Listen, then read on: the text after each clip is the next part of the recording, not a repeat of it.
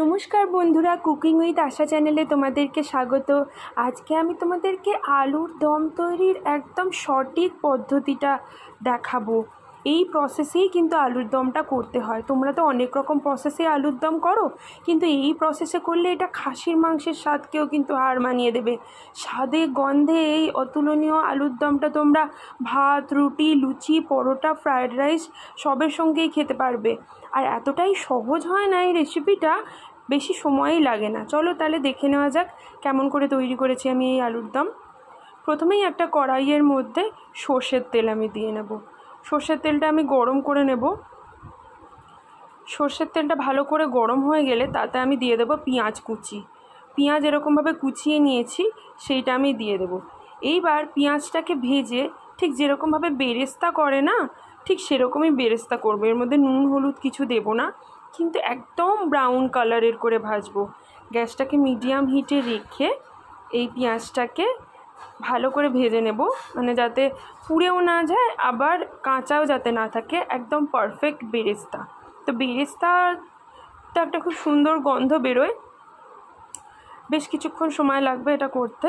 তো এই দেখো আমার হয়ে গেছে, এটা এখন পারফেক্ট বেরেস্তা তৈরি হয়ে গেছে, ব্রাউন কালারের পেঁয়াজটা ভাজা।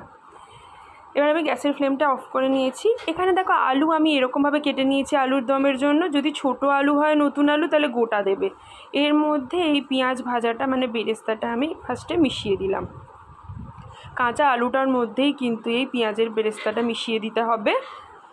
এইবার দেখো এর মধ্যে আমি দিচ্ছি আদা, রসুন আর টমেটো মিক্সিতে পেস্ট করে নিয়েছিলাম, সেই পেস্টটা এখানে ঢেলে দিলাম। এরপর আমি দেব হচ্ছে পরিমাণ মতো নুন, আলুর দমের পরিমাণ মতো নুন, পরে চেখে দেখে অবশ্য নুন দিও। দিলাম এখানে পরিমাণ মতো হলুদ। এবার আমি দেব প্রথমে 1 চামচ ঝাল লঙ্কার গুঁড়ো, তারপরে আমি দেব 1 চামচ লাল লঙ্কার গুঁড়ো। এবার আমি দেব হচ্ছে 1 চামচ চিনি, চিনিটাও এখনই দিয়ে দিতে হবে। এবার আমি দেবো 2 টেবিল চামচ টক দই। আমি জল ঝরতে দিয়েছিলাম, সেই জল ঝরানো টক দইটা আমি এর মধ্যে দিয়ে দেবো। কেন দিলাম জল ঝরানো টক দইটা? শোনো, জল ঝরানো টক দইটার একটা আলাদাই স্বাদ হয়। আর দিয়ে দেবো এখানে আমি 1/4 টিস্পুন গরম মশলার গুঁড়ো। এবার সব উপকরণগুলোকে একসঙ্গে কিন্তু এই আলুটার মধ্যে হাতের সাহায্যে খুব ভালো করে মাখিয়ে নেব। একেবারে নুন, মশলা, চিনি সব কিছু মাখিয়ে নেওয়ার পর মিক্সিটা ধুয়ে একটুখানি জলও এর মধ্যে কিন্তু দিয়ে নেব।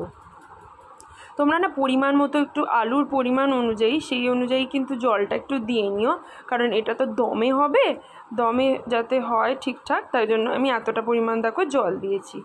এবার গ্যাসে আমি আবার কড়াই বসিয়ে নিয়ে তাতে সর্ষের তেল দিয়ে নিয়েছি। তো এর মধ্যে প্রথমে আমি দিয়ে দেব তেজপাতা। তেজপাতাটা ছিঁড়ে তেলের মধ্যে দিয়ে দেব। তারপর আমি দেব গোটা গরম মশলা। গোটা গরম মশলার মধ্যে আমি দেব তেজপাতা না, এলাচ, লবঙ্গ আর দারচিনি। এলাচটা একটু ফাটিয়ে নিয়েছি, নইলে তেলের মধ্যে এটা প্রচণ্ড ফাটে। তো এটা আমি দিয়ে নিয়েছি। এটার যে স্মেলটা বেরিয়ে যাওয়ার পর আমি ম্যারিনেট করে রেখেছিলাম যে আলুটা, সেই আলুটা কিন্তু ডাইরেক্ট এই তেলের মধ্যে দিয়ে দেব। ওই বোলটা থেকে যত মশলা আছে সেই মশলাটাও দিয়ে দেব।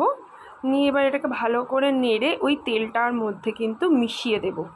জলটা তোমরা এরকম আন্দাজেই দিও যাতে এটা যে দমে হবে তারপরে যেন চচ্চড়ি না হয়ে যায়। এটা গ্রেভিটা কিন্তু অসাধারণ খেতে লাগে, আর রুটি, পরোটা এগুলোর সাথে একটু গ্রেভি তো লাগেই।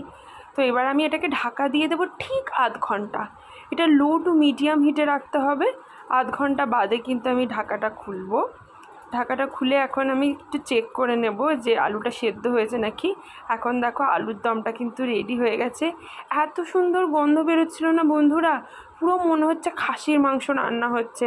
পুরো পাড়া শুদ্ধ মোমো করছিল এই আলুর দমের গন্ধে, এতটাই অপূর্ব খেতে হয়েছিল। তো আমি চেক করে নিলাম আলুটা এখন সেদ্ধ হয়ে গেছে। আলুটা সেদ্ধ হয়ে গেছে, তাই জন্য আমি কিন্তু গ্যাসের ফ্লেমটা অফ করে দেবো। এবার আমি গ্যাসের ফ্লেমটা অফ করে দেবো।